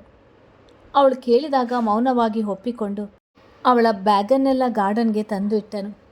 ತುಂಬ ಧನ್ಯವಾದಗಳು ನಿಮ್ಮ ಸಹಾಯಕ್ಕೆ ಎಂದವಳು ಏನೋ ಮರೆತವಳಂತೆ ಮುಖ ಮಾಡಿ ಮತ್ತೆ ರೂಮಿಗೆ ಓಡಿದವಳು ಬೆಡ್ ಹಿಂದೆ ನೇತು ಹಾಕಿದ್ದ ಫ್ರೇಮ್ ತೆಗೆದುಕೊಂಡು ಬಂದಳು. ಇದೇನು ಬರೀ ಬಟ್ಟೆ ತಗೋತೀನಿ ಅಂತ ಅಂದ್ಬಿಟ್ಟು 2 ಬ್ಯಾಗ್, ಒಂದು ಸೂಟ್ ಕೇಸ್ ತುಂಬ ಏನು ತುಂಬಿಕೊಂಡು ಹೋಗ್ತಿದ್ಯಾ? ನಿಜಕ್ಕೂ ಬಟ್ಟೆನೇ ತಗೊಂಡ ಅಥವಾ ಬಟ್ಟೆ ನೆಪದಲ್ಲಿ ಬೇರೆ ಏನಾದರೂ ತಗೊಂಡು ಹೋಗ್ತಿದ್ಯಾ ಎಂದರು ಭಾನುಮತಿ ಕೊಂಕಾಗಿ. ಹುರಿ ನೋಟ ಬೀರುತ್ತಲೇ, ನಾನೇನು ಅಷ್ಟು ಗತಿಗೆಟ್ಟಿಲ್ಲ. ನಿಮ್ಮನೆಯಿಂದ ಕಳ್ಳತನ ಮಾಡಿ ತೆಗೆದುಕೊಂಡು ಹೋಗಿ ಬದುಕು ನಡೆಸುವಷ್ಟು. ನಾನು ಬಟ್ಟೆ ಪುಸ್ತಕ ಅಷ್ಟೇ ತೆಗೆದುಕೊಂಡಿರೋದು. ನಿಮಗೆ ಅನುಮಾನವಿದ್ದರೆ ತೆಗೆದು ನೋಡ್ಬೋದು ಎಂದವಳು ತಾನೇ ಸೂಟ್ ಕೇಸ್ ಓಪನ್ ಮಾಡಿ ಬ್ಯಾಗ್ಗಳ ಜಿಪ್ ತೆಗೆದಳು. ಅದೇನದು ಕೆಂಪು ಕಲ್ಲರಿದು, ಅದು ಪುಸ್ತಕದ ಥರ ಇಲ್ವಲ್ಲ ಎಂದು ಆಲ್ಬಮ್ ಎತ್ತಿಕೊಂಡರು ಭಾನುಮತಿ. ಅದು ನನ್ನ ಮದುವೆಯ ಆಲ್ಬಮ್. ನಾನೇ ಇಲ್ಲದ ಮೇಲೆ ಅದನ್ನು ಇಟ್ಟುಕೊಂಡು ನೀವೇನು ಮಾಡ್ತೀರಾ? ನಿಮ್ಮ ಅಭಿಮನ್ಯುಗೆ ಇನ್ನೊಂದು ಮದುವೆ ಮಾಡಿ, ಆಗ ಹೊಸ ಆಲ್ಬಮ್ ಬರುತ್ತೆ. ಇದು ನನ್ನ ಹತ್ತಿರನೇ ಇರಲಿ ಎಂದು ಅವರಿಂದ ಕಸಿದುಕೊಂಡು ವಾಪಸ್ ಬ್ಯಾಗಲ್ಲಿ ಇಟ್ಟಳು. ಒಡನೆ ಅವಳ ಕೈ ಹಿಡಿದ ಅಭಿ, ಅದು ನಾನು ಮಾಡಿಸಿದ್ದ ಆಲ್ಬಮ್. ಅದನ್ನು ನೀನು ಹೇಗೆ ತೆಗೆದುಕೊಂಡು ಹೋಗ್ತೀಯಾ? ಅದರಲ್ಲಿ ನೀನು ಒಬ್ಬಳೇ ಇರೋದಾ? ನಾನು ಕೂಡ ಇದ್ದೇನೆ. ಮರ್ಯಾದೆಯಿಂದ ಇಟ್ಟು ಹೋಗು. ಜೊತೆಗೆ ಆ ಪ್ರೇಮ್ ಯಾರು ತೆಗೆದುಕೊಳ್ಳಲು ಹೇಳಿದ್ದು? ನಿನಗೆ ಬರೀ ಪುಸ್ತಕ ಬಟ್ಟೆ ಅಷ್ಟೇ ತೆಗೆದುಕೊಳ್ಳಲು ಹೇಳಿದ್ದ, ಇದನ್ನೆಲ್ಲ ಅಲ್ಲ ಎಂದನು ಅಭಿ ಹೆಂಡತಿಯ ಕ್ರಿಯೆಗೆ ಕೋಪಗೊಂಡು. ಅವನಿಂದ ಕೈ ಕೊಸರಿಕೊಂಡವಳು. ಮುಟ್ಟಿ ಮಾತನಾಡಿಸುವುದೆಲ್ಲ ಇಟ್ಕೊಂಡ್ರೆ ಸರಿ ಇರೋಲ್ಲ. ಏನಿದ್ರೂ ದೂರ ನಿಂತ್ಕೊಂಡು ಮಾತನಾಡಬೇಕು. ಇಲ್ಲ ಅಂದರೆ ವರುಣ್ ಹತ್ರ ಹೇಳಿ ನಿಮ್ಮ ಮೇಲೆ ದೌರ್ಜನ್ಯದ ಕೇಸ್ ಹಾಕಿಸೋದು ನನಗೆ ಕಷ್ಟ ಅಲ್ಲ ಎಂದಳು. ಸಿಡಿದು ಅವಳ ಮಾತಿಗೆ ಬೆಚ್ಚಿ ಬಿದ್ದನು ಅಭಿ. ಈ ಪ್ರೇಮ್ ನಾನು ಮಾಡಿಸಿದ್ದು, ನಾನೇ ತೆಗೆದುಕೊಂಡು ಹೋಗೋದು. ಅದನ್ನು ಕೇಳುವ ಹಕ್ಕು ನಿಮಗಿಲ್ಲ. ಆಲ್ಬಮ್ ನೀವೇ ಮಾಡಿಸಿದ್ರು ಅದರ ಅರ್ಧದಷ್ಟು ಹಣ ಮುಂದೆ ನಾನು ಕೊಡ್ತೇನೆ, ಆದರೆ ಆಲ್ಬಮ್ ಮಾತ್ರ ಕೊಡೋದಿಲ್ಲ ಎಂದಳು ಖಡಾಖಂಡಿತವಾಗಿ, ಅದನ್ನು ಗಟ್ಟಿಯಾಗಿ ಹಿಡಿದು. ತಾನು ಸೋಲದೆ, ನೀನು ಕೊಡುವುದಿಲ್ಲ ಎಂದರೆ ಬಿಡುವವರು ಯಾರು? ಅದು ನನ್ನ ಮದುವೆಯ ಆಲ್ಬಮ್ ಕೂಡ. ಅದು ಹೇಗೆ ಅದನ್ನು ಇಲ್ಲಿಂದ ತೆಗೆದುಕೊಂಡು ಹೋಗ್ತೀಯಾ? ನಾನು ನೋಡ್ತೇನೆ. ಒಳ್ಳೆ ಮಾತಿನಲ್ಲಿ ಕೊಟ್ಟರೆ ಸರಿ, ಇಲ್ಲ ಅಂದರೆ ಸರಿ ಇರೋಲ್ಲ ಶ್ರೀನಿಕಾ. ಅತಿ ಆಗ್ತಿದೆ ನಿನ್ನದು ಎಂದನು ಅಭಿ ಎಚ್ಚರಿಕೆ ನೀಡುವಂತೆ. ಸರಿ ಇಲ್ಲದಿದ್ದರೆ ತಪ್ಪಿರಲಿ ಬಿಡಿ, ನಾನಂತೂ ಕೊಡೋದಿಲ್ಲ. ಈಗೇನು ಇದಕ್ಕೂ ಹೊಡೆಯುತ್ತೀರಾ? ನಿಮ್ಮ ಕೈಯಲ್ಲಿ ಅಷ್ಟೇ ತಾನೇ ಮಾಡಲಾಗೋದು. ಇನ್ನೊಬ್ಬರ ಮಾತು ಕೇಳಿ ಹೆಂಡತಿಯ ಅವಮಾನಿಸಿ ನೋಯಿಸುವುದು, ಅದಕ್ಕಿಂತ ಇನ್ನೇನು ಮಾಡೋದಕ್ಕೆ ಸಾಧ್ಯ ಎಂದಳು ಕಟುವಾಗಿ. ಅವಳ ಮಾತಿಗೆ ಸುಮ್ಮನೆ ನಿಂತನು ಅಭಿ. ಶ್ರೀನಿಕಾ, ಅದು ಅವನ ಮದುವೆಯ ಆಲ್ಬಮ್ ಕೂಡ. ನೀನೇ ತೆಗೆದುಕೊಂಡು ಹೋದರೆ ಅವನಿಗೆ ಕೋಪ ಬರುವುದಿಲ್ವಾ? ಸುಮ್ಮನೆ ಕೊಟ್ಟು ಹೋಗು. ನಿನಗೆ ಬೇಕೇ ಬೇಕು ಎಂದರೆ ನೀನೊಂದು ತೆಗೆದುಕೋ, ಅವನಿಗೊಂದು ಕೊಡು. ಎರಡನ್ನು ನೀನೇ ತೆಗೆದುಕೊಂಡು ಹೋದರೆ ಹೇಗೆ? ಒಂದು ಸಾರಿ ಹೊಡೆದ ಎಂದರೆ ಪದೇ ಪದೇ ಅದನ್ನೇ ಮಾಡುವುದಿಲ್ಲ ಎಂದನು ಆಕಾಶ್ ಅವಳ ಕಟು ನುಡಿಗೆ ಗಂಭೀರವಾಗಿ. ಸರಿ ಕೊಡ್ತೇನೆ ಎಂದವಳು ದಾರಿಯ ಆಲ್ಬಮ್ ತೆಗೆದಿಟ್ಟುಕೊಂಡು ರಿಸೆಪ್ಷನ್ ಆಲ್ಬಮ್ ಅವನ ಕೈಗಿತ್ತಳು. ಅದರ ಪ್ರೇಮ್ ಮಾತ್ರ ಕೊಡಲೇ ಇಲ್ಲ, ಕೈಯಲ್ಲೇ ಹಿಡಿದಿದ್ದಳು. ಶ್ರೀನಿಕಾ, ಅಭಿಮನ್ಯು ಅದೇನದು ಎಲ್ಲರ ಮುಂದೆ ಚಿಕ್ಕ ಮಕ್ಕಳ ಥರ ಜಗಳ ಆಡ್ತಾ ಇದ್ದೀರಾ? ಯಾರೋ ಒಬ್ಬರು ಇಟ್ಕೊಂಡ್ರೆ ಆಗಲ್ವಾ? ಶ್ರೀನಿಕಾ, ಅದು ಅಭಿ ಹತ್ರನೇ ಇರಲಿ ಬಿಡು. ನೀನು ತೆಗೆದುಕೊಂಡು ಹೋಗಿ ಏನು ಮಾಡ್ತೀಯ? ಅವನು ನೀಟಾಗಿ ಎತ್ತಿ ಇಟ್ಟಿರ್ತಾನೆ, ನೀ ಬಂದಾಗ ನೋಡುವೆಯಂತೆ ಎಂದರು ರಮೇಶ್. ನಾನು ಜೋಪಾನವಾಗಿ ಇಟ್ಕೊಳ್ತೇನೆ. ಪದೇ ಪದೇ ಬರಲು ನನಗೇನು ತಲೆ ಕೆಟ್ಟಿಲ್ಲ. ಇದು ಕೊನೆಯ ಬಾರಿ. ಮತ್ತು ನಿಮ್ಮ ಮನೆಯ ಧೂಳನ್ನು ಸಹ ತೊಳೆಯುವುದಿಲ್ಲ. ನನ್ನದು ಏನಿತ್ತು ಅದೆಲ್ಲವನ್ನು ನಾನು ತೆಗೆದುಕೊಂಡಿದ್ದೇನೆ. ಅದರ ಹೊರತಾಗಿ ನಿಮ್ಮನೆ ಯಾವುದನ್ನು ನಾನು ಮುಟ್ಟಿಲ್ಲ. ಇನ್ನು ನಿಮ್ಮ ಮಗ ನನಗೆ ಖರ್ಚು ಮಾಡಿದ ಎಲ್ಲವನ್ನು ನಾನು ಒಂದು ಕಡೆ ಬರೆದಿಟ್ಟುಕೊಂಡಿದ್ದೇನೆ. ಖಂಡಿತ ಅದನ್ನೆಲ್ಲ ಇನ್ನೊಂದು ವರ್ಷದೊಳಗೆ ತೀರಿಸ್ತೇನೆ. ನಾನು ಏನಾದರೂ ಮರೆತಿದ್ದರೆ ನೀವು ಹೇಳ್ಬೋದು ಎಂದಳು ಕೈಕಟ್ಟಿ ನಿಂತು ಗಂಭೀರವಾಗಿ. ನೋಡಿ ಶ್ರೀನಿಕಾ, ಗಂಡ ಹೆಂಡತಿ ಅಂದಮೇಲೆ ಕೋಪ ಜಗಳ ಎಲ್ಲ ಸಹಜ. ಅದನ್ನೇ ಸಾಧಿಸಿದ ಕುಳಿತರೆ ಯಾರಿಗೂ ನೆಮ್ಮದಿ ಇರೋದಿಲ್ಲ. ನಾವು ಯಾರು ಜಗಳ ಮಾಡೋದೇ ಇಲ್ವಾ? ಹಾಗಂತ ನನ್ನ ಹೆಂಡತಿ ಮನೆ ಬಿಟ್ಟು ಹೋಗಿದ್ದಾಳ. ಹೆಣ್ಣಾಗಿ ಸಹಿಸುವುದನ್ನು ಕಲಿಬೇಕು. ಈ ರೀತಿ ಮನೆ ಬಿಟ್ಟು ಹೋಗೋದು ಏನು ಚಂದ ಹೇಳು? ನಾಳೆ ನೋಡಿದ ಜನ ನಿನ್ನ ಗಂಡನ ಬಗ್ಗೆ ನಮ್ಮ ಬಗ್ಗೆ ಏನು ತಿಳಿದುಕೊಳ್ಳೋದಿಲ್ಲ ಹೇಳು? ಒಪ್ತೇನೆ, ಅವನೇ ನಿನ್ನನ್ನು ಮನೆ ಬಿಟ್ಟು ಹೋಗು ಎಂದಿದ್ದು. ಅವನಾಗ ಕೋಪದಲ್ಲಿದ್ದ, ಅದಕ್ಕೆ ಆ ರೀತಿ ಮಾತಾಡಿದ. ನಿಜವಾಗಿಯೂ ಯಾವ ಗಂಡಸು ಹೆಂಡತಿಯನ್ನು ಮನೆ ಬಿಟ್ಟು ಕಳಿಸಲು ಇಷ್ಟಪಡೋದಿಲ್ಲ. ಪರಿಸ್ಥಿತಿ ಆಗಿದೆ ಅಷ್ಟೇ ತಿಳಿಸಿ ಹೇಳಲು ನೋಡಿದರು ಅಶೋಕ್ ಮಗನ ಬಾಡಿದ ಮುಖ ನೋಡಿ. ನಾನೇನು ಏಕಾಏಕಿ ಮನೆ ಬಿಟ್ಟು ಹೋಗಿಲ್ಲ. ನಿಮ್ಮ ಹತ್ತಿಗೆ ನಿಮ್ಮ ಮಗ ಪದೇ ಪದೇ ಅವಮಾನ ನಿಂದನೆ ಮಾಡಿ ಮನೆ ಬಿಟ್ಟು ಹೋಗು ಎಂದು ಹೇಳಿದ ಮೇಲೆ ಹೋಗಿತ್ತು. ಅದು ನಿಮಗೂ ಗೊತ್ತಿದೆ. ಗೊತ್ತಿಲ್ಲವೆಂದರೆ ಇನ್ನೊಮ್ಮೆ ನಿಮ್ಮ ಮಗನನ್ನು ಕೇಳಿ ನೋಡಿ ಹೇಳ್ತಾರೆ ಎಂದಳು ಅಭಿಯ ಕಡೆ ನೋಡಿ. ಇನ್ನು ಈ ಮನೆಯ ಸೊಸೆಯರ ವಿಷಯಕ್ಕೆ ಬಂದರೆ ಅಜ್ಜಿ, ತಾತ, ಕಲ್ಯಾಣಿ ಆಂಟಿ, ಭಾನುಮತಿ ಆಂಟಿಯ ವಹಿಸಿಕೊಂಡು ನಿಮ್ಮ ಹೆಂಡತಿಯರ ಕೇವಲ ಮಾಡಿ ಮಾತನಾಡುವಾಗ ನೀವೆಲ್ಲ ಸುಮ್ಮನೆ ಇರ್ತಿದ್ರಾ? ಅಥವಾ ನಿಮ್ಮ ಹೆಂಡತಿಯರನ್ನು ಬೈತಿದ್ರಾ? ಇಲ್ಲ, ನೀವು ನಿಮ್ಮ ಹೆಂಡತಿಯರನ್ನು ವಹಿಸಿಕೊಂಡು ಅಜ್ಜಿಯ ವಿರುದ್ಧ ಮಾತನಾಡ್ತಿದ್ದೀರಿ ತಾನೆ. ಅದಕ್ಕೆ ಅತ್ತೆ ನಿಮ್ಮ ಬಿಟ್ಟು ಹೋಗಲಿಲ್ಲ. ಆದರೆ ಇಲ್ಲಿ ನಾನೇನು ಮಾಡಲಿ? ನನ್ನ ಗಂಡನೇ ಎಲ್ಲರಿಗಿಂತ ಮುಂಚಿತವಾಗಿ ನನ್ನನ್ನು ತಪ್ಪಿಸ್ತರನ್ನಾಗಿ ಇನ್ನೊಬ್ಬರ ಮುಂದೆ ಕೀಳಾಗಿ ಕಂಡಾಗ ನನ್ನನ್ನು ನಾನೇ ರಕ್ಷಣೆ ಮಾಡಿಕೊಳ್ಬೇಕು ತಾನೆ. ಮನೆ ಮಗಳ ಸಲುವಾಗಿ ಹೆಂಡತಿಯನ್ನು ಅಷ್ಟು ಜನರ ಎದುರು ನಿಮ್ಮ ಮಗ ಹೊಡೆದ್ರು. ನೀವು ಯಾರೂ ಹತ್ತಿರ ಬರಲಿಲ್ಲ. ಆಗ ನಿಮ್ಮ ಮರ್ಯಾದೆ ಹೋಗಲಿಲ್ವಾ? ಆಗಲೇ ಬರೆದಿದ್ದವರು ಈಗ ನನಗೆ ಬುದ್ಧಿ ಹೇಳಲು ಬರ್ತಿದ್ದೀರಾ ಎಂದಳು ತೀಕ್ಷ್ಣವಾಗಿ ನೋಡಿ. ಸರಿ, ನಾನು ನಿಮ್ಮ ಮಾತಿಗೆ ಬೆಲೆ ಕೊಟ್ಟು ದೊಡ್ಡವರು ಹೇಳ್ತಿದ್ದೀರಾ ಎಂದು ಈ ಮನೆಗೆ ವಾಪಸ್ ಬರ್ತೇನೆ. ಬಂದಮೇಲೂ ನಿಮ್ಮಿಂದ ನನಗೆ ಸರಿಯಾದ ಗೌರವ ಸಿಗ್ತದ? ಖಂಡಿತ ಸಿಗೋದಿಲ್ಲ. ಈಗ ಆಗಿರೋದನ್ನೇ ನೆಪ ಮಾಡಿಕೊಂಡು ಮತ್ತೆ ಮನೆಯಲ್ಲಿ ಏನೇ ನಡೆದ್ರು ಅದಕ್ಕೆ ನನ್ನನ್ನೇ ಹೊಣೆ ಮಾಡ್ತಾರೆ ಅಷ್ಟೆ. ಅದು ಬಿಡಿ, ಅಕಸ್ಮಾತ್ ಇದರಲ್ಲಿ ನನ್ನ ತಪ್ಪಿಲ್ಲ ಎಂದು ಸಾಬೀತಾದರೆ ಇದೇ ನಿಮ್ಮ ಮಗನಿಗೆ ಅವರು ಕೊಟ್ಟಿರೋ ಮಾತಿನ ಜೊತೆಗೆ ಏಟುಗಳನ್ನು ಅದೇ ಜಾಗದಲ್ಲಿ ನಾನು ತಿರುಗಿಸಿಕೊಡ್ಲಾ? ಅದಕ್ಕೆ ನಿಮ್ಮ ಒಪ್ಪಿಗೆ ಇದೆಯಾ ಎಂದಳು ಸವಾಲು ಹಾಕಿ. ಕ್ಷಣಿಕ, ಅಭಿಯಿಂದ ತಪ್ಪಾಗಿದೆ. ನಿನ್ನ ಮೇಲೆ ಕೈ ಮಾಡಬಾರ್ದಿತ್ತು, ಬಾಯಿಗೆ ಬಂದಂತೆ ಮಾತನಾಡಬಾರ್ದಿತ್ತು. ಅದು ನಮಗೂ ತಿಳಿದಿದೆ. ಏನೋ ಕೋಪದಲ್ಲಿ ಆಗಿ ನಡೆದುಕೊಂಡಿದ್ದಾನೆ. ಎಷ್ಟಾದರೂ ಅವನಿನ ಗಂಡ. ನೀನೀಗೆ ಮನೆ ಬಿಟ್ಟು ಹೋಗುವುದು ಸರಿಯಲ್ಲ ಕಣೆ. ನಿನ್ನ ಅಕ್ಕನಾಗಿ ಹೇಳ್ತಿದ್ದೇನೆ, ಇಲ್ಲೇ ಇದ್ದು ಬಗೆಹರಿಸಿಕೊಂಡು ಹೋಗಲು ಪ್ರಯತ್ನ ಮಾಡು. ಆದರೆ ದಯವಿಟ್ಟು ಮನೆ ಬಿಟ್ಟು ಹೋಗಬೇಡ. ಎಲ್ಲರೂ ಇದ್ದು ನೀನೊಬ್ಬಳೇ ಇರದಿದ್ದರೆ ಈ ಮನೆ ಪೂರ್ತಿ ಆಗುವುದಿಲ್ಲ ಕಣೆ. ನನ್ನ ಮಾತು ಕೇಳು ಎಂದಳ ಅಂಜನ ಶ್ರೇಣಿಕಳ ಕೈ ಹಿಡಿದು. ನೀವೆಲ್ಲ ಅಂದು ನನ್ನ ಮಾತು ಕೇಳಿದರೆ ನಾನು ಖಂಡಿತ ಎಲ್ಲರ ಮಾತು ಕೇಳ್ತಿದ್ದೆ. ಆವತ್ತು ನನ್ನ ಜೊತೆ ನೀವಿದ್ದಿರಿ ತಾನೆ. ಇವರೆಲ್ಲ ನನ್ನ ಬಗ್ಗೆ ಆರೋಪ ಮಾಡಿದಾಗ ನೀವು ಒಂದು ಮಾತನ್ನಾದರೂ ನನ್ನ ಪರವಾಗಿ ಮಾತನಾಡಿದ್ರಾ? ಇಲ್ಲ. ಯಾಕೆ ಹೇಳಿ? ಯಾಕೆ ಅಂದರೆ ಅಲ್ಲಿ ತೊಂದರೆಯಾಗಿದ್ದು ನಿಮ್ಮ ಅತ್ತಿಗೆಗೆ. ನೀವು ನನ್ನ ಪರವಾಗಿದ್ದರೆ ಎಲ್ಲಿ ನಿಮ್ಮ ಅಣ್ಣನ ಮನಸ್ಸಿನಲ್ಲಿ ಕೆಳಮಟ್ಟಕ್ಕೆ ಇಳಿಯುತ್ತೀರೋ ಅಥವಾ ನಿಮ್ಮ ತವರು ಮನೆಯಿಂದ ದೂಷಿಸ್ಕೊಳ್ಬೇಕಾಗ್ತದೆ ಅಂತ ದೂರವೇ ಉಳಿದಿದ್ದೀರಾ. ಅದೇ ನನ್ನ ಜಾಗದಲ್ಲಿ ನಿಮ್ಮ ಸ್ವಂತ ಅಕ್ಕನೋ ತಂಗಿಯೋ ಇದ್ದಿದ್ದರೆ ಇದೇ ರೀತಿ ಮನ ಬಂದಂತೆ ಬೈದು ಹೊರಹಾಕಲು ಬಿಡ್ತಿದ್ರಾ? ಇಲ್ಲ, ಇಲ್ಲ ತಾನೆ. ಅವತ್ತು ನನಗೆ ಸಹಾಯಕ್ಕೆ ಬಂದಿದ್ದು ನನ್ನ ಸ್ವಂತ ಅಕ್ಕನೇ ಹೊರತು ವಾರಗಿತ್ತಿ ಆಗಿರುವ ನೀವಲ್ಲ. ಆವತ್ತಿನ ರೀತಿ ಈಗಲೂ ದೂರವಿದ್ದು ಬಿಡಿ. ನಿಮ್ಮ ಮಾತಿನ ಅವಶ್ಯಕತೆ ಈ ಕ್ಷಣಕ್ಕೆ ನನಗೆ ಬೇಡ ಎಂದಳು. ಮುಖಕ್ಕೆ ಹೊಡೆದಂತೆ ಅವಳಿಗೆ ಅಷ್ಟು ಬೇಸರವಾಗಿತ್ತು ಎಲ್ಲರಿಂದ. ನೋಡಿ, ನಿಮ್ಮ ಮಗ ಆಸ್ಪತ್ರೆಯಲ್ಲಿ ನೇರವಾಗಿ ಹೇಳಿದ್ದಾರೆ, ನನ್ನ ಮೇಲೆ ಅವರಿಗೆ ಯಾವುದೇ ಭಾವನೆಗಳಿಲ್ಲ, ಕೇವಲ ತಾಳಿ ಕಟ್ಟಿದೆ ಎಂದು, ಕರ್ತವ್ಯ ನಿರ್ವಹಿಸಿದೆ ಅಷ್ಟೇ ಎಂದು. ಹಾಗಿರುವಾಗ ನಾನು ನಾಚಿಕೆ ಬಿಟ್ಟು ಇಲ್ಲಿರೋದು ತರವಲ್ಲ. ಅವರಿಗೆ ಯಾರ ಮೇಲೆ ಭಾವನೆ ಇದೆಯೋ ಅವರೊಂದಿಗೆ ಮದುವೆ ಮಾಡಿಸಿ. ನಾನೆಂದು ಅಡ್ಡಿ ಮಾಡೋದಿಲ್ಲ. ನಾನು ಇದ್ದರೂ ಇರದೆ ಹೋದರೂ ಅವರಿಗೇನು ಭಾಸವಾಗುವುದಿಲ್ಲ. ಅದಲ್ಲದೆ ಮೂರನೆಯವರ ಮಾತು ಕೇಳಿಕೊಂಡು ಹೆಂಡತಿಯ ಮೇಲೆ ಕೈ ಮಾಡುವವ ನನ್ನ ದೃಷ್ಟಿಯಲ್ಲಿ ಗಂಡ ಆಗುವುದಕ್ಕೆ ಅನರ್ಹ. ನನ್ನ ಮನಸ್ಸಿನಲ್ಲಿ ನಿಮ್ಮ ಮಗನಿಗೆ ಗಂಡನ ಸ್ಥಾನದಿಂದ ಮುಕ್ತಿ ಕೊಟ್ಟು ತುಂಬ ಹೊತ್ತುಗಳೇ ಆಯಿತು. ನನ್ನ ಪಾಡಿಗೆ ನನ್ನ ಬಿಡಿ ಎಂದಳು ಕೈ ಮುಗಿದು. ಹಿಂದೆ ಬಂದ ಶ್ರೇಣಿಕಾ ಗೆಳೆಯ ಕಿರಣ್, ಶ್ರೇಣಿಕಾ ಇದೇನೇ ಇದು, ಲಗೇಜ್ ತರೋಣ ಬಾ ಅಂತ ಕರೆದು ಅಡ್ರೆಸ್ ಕೊಟ್ಟು ಇಲ್ಲಿದ್ಯಾ? ಇದು ಯಾರ ಮನೆ ಎಂದು ಸುತ್ತಲೂ ನೋಡಿದವನು ಅಭಿಮನ್ಯುವಿನ ಮುಖ ನೋಡಿದ. ಶಾಕ್ ಆದ ಅವನೆಡೆಗೆ ಅಭಿಯ ಹುಬ್ಬು ಗಂಟಾದವು. ಶ್ರೀ, ಇವರು ನಮ್ಮ ಕಾಲೇಜ್ ಓನರ್ ಅಭಿಮನ್ಯು ವರ್ಮಾ ಕಣೆ, ಇದು ಅವರ ಮನೆನಾ? ನೀನು ಇಲ್ಲೇನು ಮಾಡ್ತಿದ್ಯಾ ಎಂದನು ಗಾಬರಿಯಿಂದ. ಕಿರಣ್ ಅವಳ ಕಿವಿಯಲ್ಲಿ ಪಿಸುಗಟ್ಟಿದ. ಮುಗುಳ್ನಗೆ ಬೇರಿ, ಏನಿಲ್ಲ ಕಿರಣ್, ನಮ್ಮ ಕಾಲೇಜ್ ಓನರ್ ಇದ್ದಾರಲ್ಲ ಅಭಿಮನ್ಯು ವರ್ಮಾ, ಇದು ಅವರದೇ ಮನೆ. ಇವರೆಲ್ಲ ಅವರ ಮನೆಯವರು. ಅಭಿಮನ್ಯು ಸರ್ ಹೆಂಡತಿ ಬಟ್ಟೆಗಳು ಉಳಿದಿದ್ದವಂತೆ, ಹಾಗೆ ಕೆಲವೊಂದು ಹಳೆ ಪುಸ್ತಕಗಳು ಇದ್ದಾವೆ ಅಂದಿದ್ರು. ನನಗೂ ಹೇಗೋ ಕಾಲೇಜ್ಗೆ ಹೋಗಲು ಬಟ್ಟೆ ಪುಸ್ತಕ ಬೇಕಿತ್ತಲ್ಲ, ಅದಕ್ಕೆ ಎಸ್ಕೊಂಡು ಹೋಗೋಕ್ಕೆ ಬಂದೆ ಅಷ್ಟೆ ಎಂದಳು. ಎಲ್ಲರ ಮನಸ್ಸಿಗೆ ಎರಿಯುವ ರೀತಿ.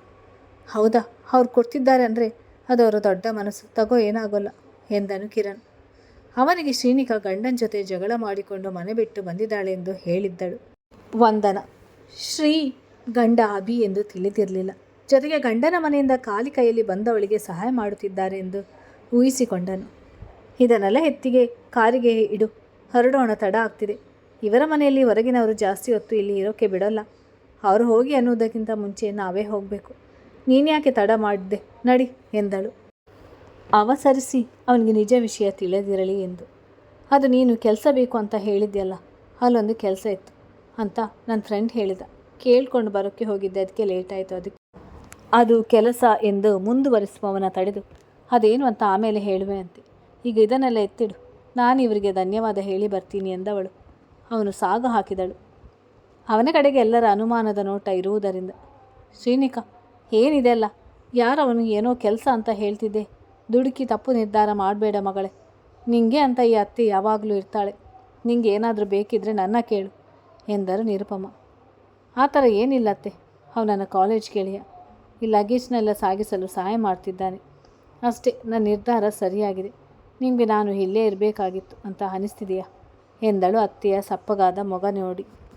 ನೀನು ಇಲ್ಲೇ ಇರಬೇಕು ಅಂತ ಆಸೆ ಇದೆ ಮಗಳೇ, ಆದರೆ ತಲೆ ಮೇಲೆ ಕೆಟ್ಟ ದೂರು ಹೊತ್ತುಕೊಂಡು ಎಲ್ಲರ ಜೊತೆ ಇರೋಕ್ಕೆ ಆಗೋಲ್ಲ. ಬರೀ ನೀನು ನಿನ್ನ ಗಂಡ ಇದ್ದಿದ್ದರೆ ಹೇಗೋ ನಡೀತಿತ್ತು. ಆದರೆ ಇಷ್ಟು ಜನರ ಎದುರಿಗೆ ಅಂತ ಅಪವಾದ ಹೊತ್ತುಕೊಂಡು ನೀನು ಈ ಮನೆಯಲ್ಲಿದ್ದರೂ ನೆಮ್ಮದಿಯಾಗಿರಲು ಆಗೋದಿಲ್ಲ.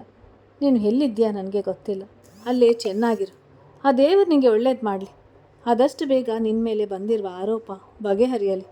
ನಿಂಗೇನೇ ಬೇಕಿದ್ದರೂ ಈ ಅತ್ತೆನ ಮರಿಬೇಡ ಮಗಳೇ. ನೀನು ಏನೇ ನಿರ್ಧಾರ ತಗೊಂಡ್ರು ಅದಕ್ಕೆ ನನ್ನ ಸಂಪೂರ್ಣ ಒಪ್ಪಿಗೆ ಇದೆ. ಹೋಗಿ ಬಾ, ಒಳ್ಳೆಯದಾಗಲಿ ಎಂದರು ನಿರುಪಮ ಅವಳ ತಲೆ ಸವರಿ. ನೋಡಿ, ನಾನು ಮಾತನಾಡೋದು ಹೊರಟಾಗಿರ್ಬೋದು, ನಿಮಗೆಲ್ಲ ನೋವಾಗಿರ್ಬೋದು. ತಪ್ಪು ಮಾಡಿ ನಾನೇ ಜೋರು ಮಾಡ್ತಿದ್ದೀನಿ ಅಂತ ಅನಿಸ್ಬೋದು. ಚಿಕ್ಕ ವಿಷಯವನ್ನೇ ದೊಡ್ಡದು ಮಾಡಿದ್ಲು ಅಂತ ಅನಿಸ್ಬೋದು. ಆದರೆ ತಪ್ಪೇ ಮಾಡದೆ ಅವಮಾನ ಮಾಡಿಸಿಕೊಳ್ಳುವುದು ಸಾವಿಗಿಂತ ಕಡೆ. ನಾನು ಮನುಷ್ಯಳು ಅಲ್ವಾ, ನನಗೂ ಮನಸ್ಸಿದೆ. ನಮ್ಮನೆ ನಾವು ಕೊಂದುಕೊಂಡು ಇನ್ನೊಬ್ಬರ ಮೆಚ್ಚಿಸಲು ನನ್ನಿಂದ ಸಾಧ್ಯವಿಲ್ಲ. ನಾನು ಇನ್ನೆಂದು ಬಂದು ನಿಮಗೆ ತೊಂದರೆ ಕೊಡೋದಿಲ್ಲ. ನಿಮ್ಮ ಜೀವನದಲ್ಲಿ ಶ್ರೀನಿಕಾ ಅಂತ ಒಬ್ಬಳು ಇದ್ದಾಳೆ ಎಂಬುದನ್ನು ಮರೆತು ಮುಂದುವರಿಯಿರಿ. ಅತಿಥಿಯಾಗಿ ಬಂದಿದ್ದೆ, ಅತಿಥಿಯಾಗಿ ಹೋಗ್ತಿದ್ದೀನಿ. ನಿಮ್ಮಲ್ಲಿ ಯಾರಿಗಾದರೂ ನನ್ನಿಂದ ನೋವಾಗಿದ್ದರೆ ಕ್ಷಮಿಸಿಬಿಡಿ, ಬಾಯ್ ಎಂದವಳು ಗಂಡನೊಮ್ಮೆ ನೋಡಿ ಫೋಟೋ ಫ್ರೇಮ್ ಕಂಕುಳಿಗೆ ಸಿಕ್ಕಿಸಿಕೊಂಡು ಹಿಂದೆ ತಿರುಗಿ ನೋಡಿಕೊಂಡು ತನ್ನ ಮುಂದಿನ ಜೀವನಕ್ಕೆ ಹೆಜ್ಜೆ ಇಡುತ್ತಾ ಹೋದಳು. ಅವಳು ಹೋಗುವುದನ್ನೇ ನೋಡುತ್ತಾ ಬಾಕಿಯಾದ ಅಭಿಮನ್ಯು. ಕೊನೆಗೂ ಪೀಡೆ ತೊಲಗಿತು. ನಮ್ಮ ಅರ್ಪಿತಾ ಅತ್ತಿಗೆ ಅಂದರೆ ಸುಮ್ಮನೆನಾ? ತಪ್ಪು ಮಾಡಿದರೆ ಯಾರನ್ನೂ ಬಿಡಲ್ಲ. ಆದರೆ ಅವಳಿಗೆ ಎಷ್ಟು ಕೊಬ್ಬು ಅಲ್ವಾ? ನನ್ನ ಮಾತುಗಳನ್ನೇ ಕಡೆಗಣಿಸಿ ಹೋದ್ಲು ಎಂದರು ಭಾನುಮತಿ ಮನದ ಕಹಿ ಹೊರಹಾಕಿ. ಭಾನು, ನೀವು ಮಾಡಿರುವ ಅವಮಾನಕ್ಕೆ ಈ ಹುಡುಗಿ ನಡವಳಿಕೆ ಕಡಿಮೆಯೇ. ಬೇರೆ ಯಾರಾದರೂ ಆಗಿದ್ದರೆ ನಿಮ್ಮನ್ನೆಲ್ಲ ಪೊಲೀಸ್ ಕೇಸ್ ಹಾಕಿ ಸ್ಟೇಷನ್ ಕೋರ್ಟ್ ಅಂತ ಬೀದಿಗೆ ನಿಲ್ಲಿಸ್ತಿದ್ರು. ಡೈವರ್ಸ್ ಮಾಡಿ ಪರಿಹಾರ ಅಂತ ನಿಮ್ಮ ದುಡ್ಡನ್ನೆಲ್ಲ ಕಿತ್ತುಕೊಳ್ತಿದ್ರು. ಈ ಹುಡುಗಿ ನಿಮ್ಮಿಂದ ಏನೂ ತೆಗೆದುಕೊಳ್ಳದೆ ಬರೀ ಕೈಯಲ್ಲಿ ಹೋಗಿದ್ದಾಳೆ. ಅದಕ್ಕೆ ಖುಷಿ ಪಡಿ. ಅಷ್ಟು ರಾತ್ರಿಯಲ್ಲಿ ಒಂದು ಹೆಣ್ಣು ಮಗಳು ಎಂದು ಯೋಚನೆ ಮಾಡದೆ ಹೊರಗೆ ಹಾಕಿದ್ದೀರಲ್ಲ. ಅವಳಿಗೆ ಏನಾದರೂ ಹೆಚ್ಚು ಕಡಿಮೆ ಆಗಿದ್ದರೆ ಏನು ಮಾಡ್ತಿದ್ರಿ? ನೀವು ಮಾಡಿದ ದ್ರೋಹಕ್ಕೆ ನಿಮಗೆಲ್ಲ ಅವಳು ಬೀದಿಯಲ್ಲಿ ಮರ್ಯಾದೆ ತೆಗಿಲಿಲ್ಲಲ್ಲ, ಅದಕ್ಕೆ ಖುಷಿ ಪಡಿ. ಛೀ ಎಂದವರ ಮಾತು ಎಲ್ಲರ ಮುಖಕ್ಕೆ ಉಗಿದಂತೆ ಇತ್ತು. ಸತ್ಯವನ್ನೇ ಹೇಳಿದ್ದರು ಕಲ್ಯಾಣಿ. ಸಮರ್ಥ್, ನನಗಿಲ್ಲಿರಲು ಮನಸ್ಸಾಗುತ್ತಿಲ್ಲ. ಮನೆ ಬದಲಾಯಿಸಬೇಕು ಅಂತಿದ್ನಲ್ಲ, ಆದಷ್ಟು ಬೇಗ ನೀನು ನೋಡಿರುವ ಮನೆಗೆ ಹೋಗೋಣ ನಡಿ. ನಮಗೆ ಈಗ ಅಂಟಿರುವ ಪಾಪವೇ ಸಾಕು. ಈ ಹುಡುಗಿ ಶಾಪವು ನಮ್ಮನ್ನು ತಟ್ಟುವುದು ಬೇಡ, ಇವರೇ ಅನುಭವಿಸಲಿ ಎಂದವರು ಹೊಳನಡೆದರು ಕಲ್ಯಾಣಿ. ಅವರಿಗೆ ಈ ರೀತಿ ವರ್ತನೆ ಏಚಿಗೆ ತರಿಸಿತ್ತು. ಮುಂದುವರಿಯುತ್ತದೆ.